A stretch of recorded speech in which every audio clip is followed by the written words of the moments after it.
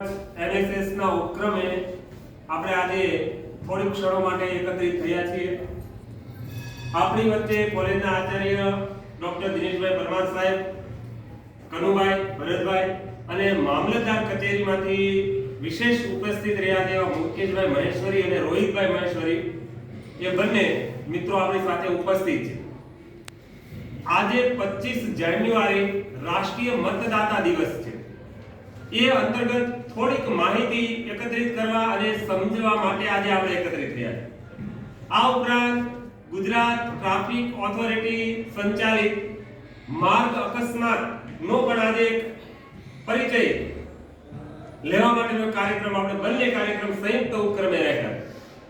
તો મિત્રો આજે આપણે 25 જાન્યુઆરી રાષ્ટ્રીય મતદાતા દિવસની ઉજવણી સંદર્ભે એનએસએસ ના ઉપક્રમે એકત્રિત થયા છે. ત્યારે બે મિત્રો જે આપણી વચ્ચે ઉપસ્થિત છે તે આપણી કોલેજના ભૂતપૂર્વ બીકોમ ના વિદ્યાર્થીઓ.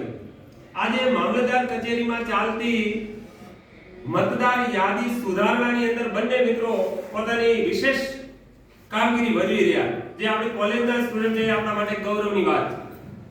આખા તાલુકાની જે મતદાર યાદી સુધારણા થાય છે, 18 વર્ષ પૂર્ણ થઈ પુખ્ત વયના થયે જે આપણે મતાધિકાર સંવૈધાનિક રીતે પ્રાપ્ત થાય છે, એ અંતર્ગત તમામ પ્રકારની કામગીરી કરે.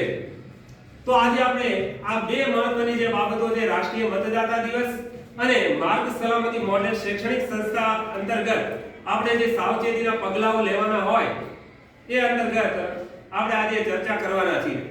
વિશેષ ઉપસ્થિત આપણે આચાર્ય શ્રી ડોક્ટર દિનેશભાઈ પરમાર સાહેબને હું થોડીક વિનંતી કરીશ કે આ બે વિષય સંદર્ભે આપણે થોડીક માહિતી આપે.